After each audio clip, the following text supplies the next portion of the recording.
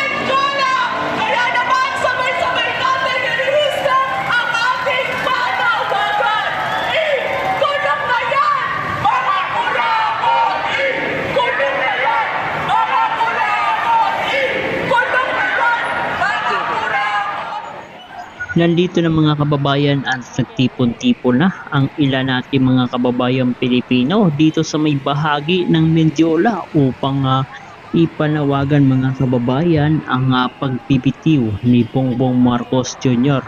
At grabe ang dami hong tao dito ngayon. So sino mag-aakala na mauulit pala ang kasaysayan na pagpapaalis kay Bongbong Marcos Jr. mga kababayan, no? At talagang masasabi ho natin, the history repeat itself dahil katulad sa nangyari noong kapanahunan ni Marcos Sr.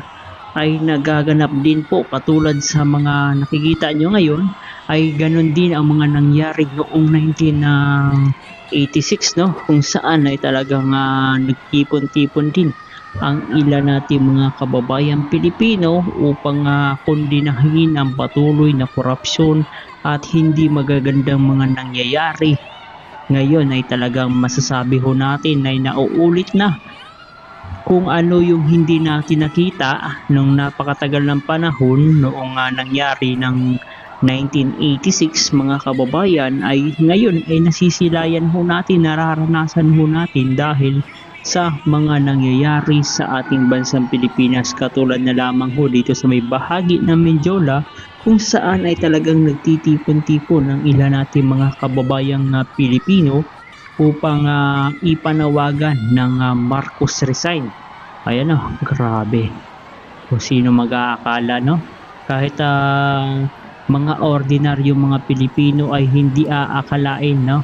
Na babalik tayo sa kasaysayan, ang kasaysayan na mismo ang kusang nagbalik dahil sa hindi mga manggagandang nangyari sa ating bansang Pilipinas. So ito, grabe yung kanilang mga sigawan dito sa may bahagi ng Mendiola at talagang hindi alintana kahit mainit ang kapanahunan mga kababayan upang ipanawagan at marinig ng palasyo ng Malacanang ang kanilang panawagan na sawa na ang mga kababayang Pilipino natin sa patuloy na nangyayaring korupsyon sa ating bansang Pilipinas na hanggang ngayon mga kabayan ay hindi inaaksyonan at ginagawa ng solusyon ng ating presidente bagkus ang ginawa nilang institution o yung parang department mga kababayan katulad na lamang ng ICI o Independent Commission for Infrastructure ay masasabi ho natin na talagang ginawa lamang po ito nila para budulin lamang ang ating mga kababayan Pilipino na kunwari ay nagkakaroon ng mga investigasyon subalit wala namang palang investigasyon ng mga nangyayari dahil ang ICI ay binuo ng presidente na kung saan posible sabi ng ating mga kababayan ay ginagamit ito upang takpan at tago ang katotohanan kung sino ang tunay na mastermind lalong-lalo na sa matindi at matalamak na korupsyon na nangyayari sa ating bansang Pilipinas. Kaya naman talagang galit na galit ho ang ating mga kababayang Pilipino at talagang halos linggo-linggo, buwan-buwan ay talagang nagkakaroon po ng mga rally sa iba't ibang lugar dito sa Pilipinas upang kondinahin ang patuloy na korupsyon na nangyayari sa ating bansang Pilipinas.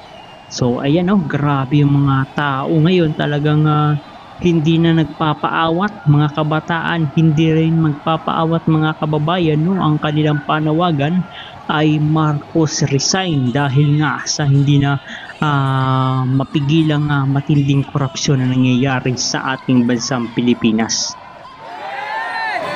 Kailangan marinig ang boses ko mula hulo hanggang kapatid! Okay ba kayo dyan? Okay! Unang-una, medyo kunti na kasi boses ko lang titira. Nagmula pa doon sa Batas at Pambansa, hanggang doon sa Luwasang Bonifacio, hanggang doon sa Mendiola. Kaya iibahin ko naman ang aking mensahe ngayong gabi. Okay? Okay! Today is a gift to each and every one of us. Bakit nabanggit ko yun at nasabi? Dahil tonight is not an accident. Ganun talaga? Kaya nandito tayong lahat. There is a plan May ganyan talaga? sa lahat ng mga Pilipino. Lalong-lalo na yung mga nandito ngayon. Yan yung nasa shadow. Okay ba kayo dyan? Parang ganun siya. Mabuhay ang Pilipinas! nila para hindi makita ng tao. Sa buong mundo! Ano yan, nire-report siguro nila. Para less recommendation. Ang Pilipinas ay nag-umpisa pa sa paghahari ng mga Espanyol sa loob ng 377 years. Nabanggit kanina nung isang nagsalita dito na hindi nakukuha yan sa dami. Hindi nakukuha yan sa quantity. Nakukuha yan sa quality. Bakit? Sino bang lumaban sa 377 years sa mga Spaniards? Isang tao lamang. Sino siya? Si Lapu-lapu. Dr. Jose Rizal. Alam ba ninyo yan, mga kabataan? Kasi pinagkait na sa inyo yung istorya na yon. Dahil wala na yon sa curriculum ng DepEd. Okay ba kayo dyan? Si Jose Rizal ay lumaban para makalaya tayo sa mga Spaniards. At pinili tayo ng Amerika sa loob ng 48 years. Nang pagsakop ng ating Amerika, nagkaroon ng Treaty of Paris.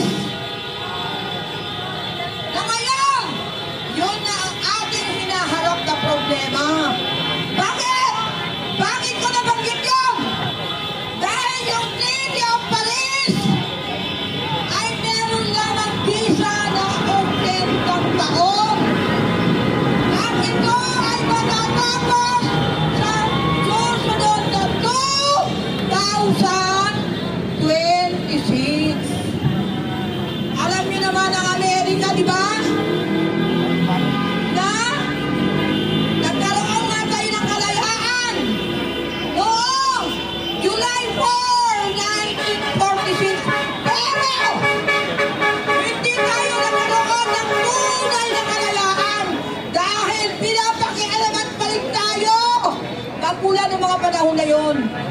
Kaya lahat ng Pangulo na iniluklok natin na hindi sumasang-ayon sa kagustuhan ng Amerika ay ipinapagsak nila katulad ng ating Pangulo na si President Rodrigo Roa Duterte.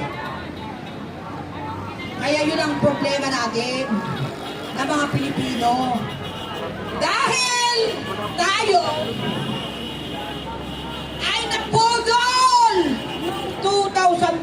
ni Bongbong Marcos. Isa ba kayo sa nabudol? Isa ako sa nabudol, kaya nandito ako ngayon para bawiin ko!